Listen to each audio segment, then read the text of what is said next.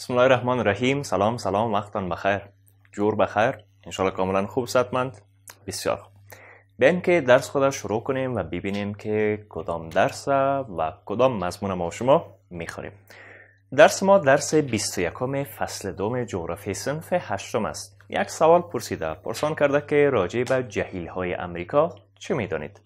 که این سوال و این عنوان در صفحات 65 الی 68 کتابتان مطرح شده و بارش گپ زده شده که دقیقاً ما شما بیایم جهیل های قاره امریکا را بشناسیم. اما پیش از او مرور درس گذشته خودم بگویم. در درس گذشته ما شما در مورد دریاهای امریکای جنوبی گفتیم. دانه تمام دریاها را من براتون نام گرفتم و گفتم که هر دریا از کجا سرچشمه میگیره و آب این دریاها از کجا میشه، از کدام مسیرها میگذره و بالاخره ای آبها به کجا میریزه و اهمیت موجودیت ای دریاها در قاره امریکا چیست. چند سوال براتون کار خانگی هم داده بودم. تشکر که همیشه کارهای خانگیتان انجام میتین و ایمان است که شما یک تقسیم اوقات منظم برای زندگی روزمریتان دارین و هر کار دانه در جایش انجام میتین، از جمله کار خانگیتان. ورزش کنین، استراحت کنین، غذای خوب بخورین، لباس خوب بپوشین، متوجه صحتتان باشین، مطالعه فراموشتان نشه، عبادت خداوند جل جلاله همیشه باید انجام شود و تشکر که با این نظم در زندگیتان پیش میرین و این میشه مسیر موفقیت که آدم بتونه در زندگی خود به اهداف خود زود برسه. بسیار زیاد تشکر. اما به این که راجع به جهیل های امریکا بگیم ندیم جان که بشناسیم در امریکا کدام جهیل ها هست، اما پیش از او اهداف درس خود ببینیم که چیست و وقت ما شما این درس میخوانیم باید چی چیزا رو بفهمیم. برای حمایت از ما چینل بیگم اکادمی را سابسکرایب کنید و سپس زنگوله را فشار دهید تا به تمام ویدیوهای درسی ما دسترسی داشته باشید و از آنها مستفید شوید. اولین هدف درس ما مثل که در عنوان براتون گفتم آشنایی با جهیل های قاره امریکاست و هدف دوم کسب معلومات در مورد خصوصیات هر یک از جهیل های امریکاست که باید بفهمیم چقدر مساحت داره، بالاخره از کجا میگذره، آبش چی استفاده میشه، آیا آبش قابل خورد و نوش هست یا خیر، از جمله خصوصیات آب این جهیل هاست. پس بیاین که شروع کنیم بخیر. اول جهیل هایی که در قاره امریکاست براتون دانه با مساحت هایش نام میگیرم، باز بعد از او در مورد خصوصیات و دیگر گپ هایی که در درس هست حتما براتون میگم. البته جهیل های امریکای شمالی رو باید گپ بزنیم. در درس گذشته ما شما در مورد دریاهای امریکای جنوبی گفتیم، اما این درس ما شما اختصاص یافته به جهیل های امریکای شمالی. پس یادداشتتان بگیرین، مخصوصا اگر سوال داشتین سوالاتون هم یادداشت بگیرین از من بپرسید. اولین جهیلی که در قاره امریکا هست سوپریور با مساحت 83270 کیلومتر مربع. دومین جهیل مشیگان است با مساحت 58020 کیلومتر مربع. سومین جهیل هورن است با مساحت 60700 کیلومتر مربع. و جهیل دیگر جهیل ایریس با مساحت 25680 کیلومتر مربع. جهیل بعدی هم جهیل اونتاریوس با مساحت 19230 کیلومتر مربع و جهیل اونتاریو که ذریعه دریای سنت لورنس به خلیج سنت لورنس و اقیانوس اطلس هم وصل میشه. پس این تمام جهیل های امریکای شمالی است که دانه براتون همراه مساحت‌هاش نام گرفتم. کوشش کنین که نامایش با مساحت‌هاش حفظ کنین. بسیاری وقتا در سوالات کنکور میآید. بسیار زیاد مهم است چون در مضمون جغرافیا این نکات را که من براتون بسیاری وقتا میگم دقت کنین، جزء سوالات کنکورتان میتونه باشه. ای که در امتحانات مکتب در درس‌های مکتب خیلی گپ جداست. بسیاری وقتا ما شما شاید صنفیای ما، دوستای ما، رفقای ما یا حتی خواهر و برادر کوچک ما از ما شما معلومات بخواید، باید برشان دقیق این معلومات بگوییم که به درد ما شما میخوره. اما سه جهیلی که بسیار زیاد معروف است و من هم از او براتون نام گرفتم، کدام جهیلایش بود؟ جهیل سوپریور، هورن و میشیگان. دی باره بگیم که چه خصوصیات داره و بالاخره در موردشان بدانیم. جهیل سوپریر از نظر مساحت بسیار وسیع است و با داشتن آب شیرین در جهان مقام اول داره.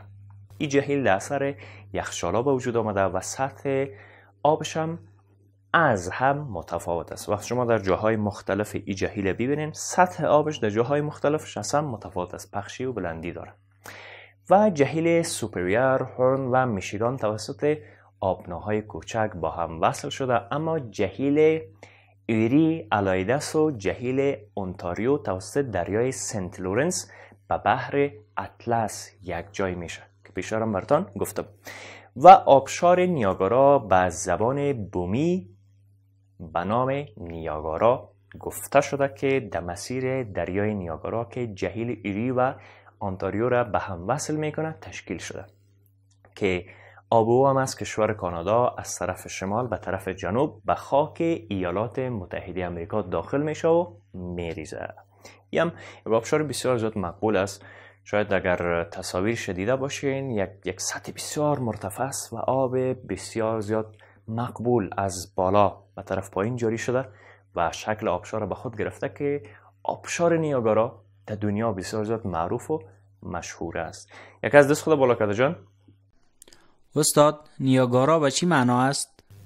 بسیار خوب، صنفیتان پرسان میکنه که این نیاگارا به چی معنا است. من گفتم که آبشار نیاگارا را به زبان بومی نیاگارا گفتن. خود نیاگارا و کلمه نیاگارا به نام آب صدادار است.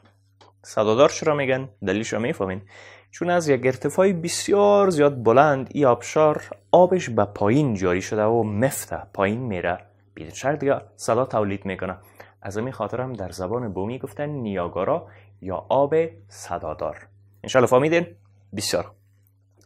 و ایستگاه برق آبی هم در این قسمت ساخته شده که مربوط به هر دو کشور، کانادا و ایالات متحده آمریکاست. من پیشتر گفتم که آبشار نیاگارا از طرف شمال به جنوب از کانادا طرف خاک ایالات متحده آمریکا میره. از همین خاطر هم است که بند برق و ایستگاه برقی که بالای ای آب و در طول ای آب ساخته شده مربوط به هر دو کشور کانادا و ایالات متحده آمریکاست.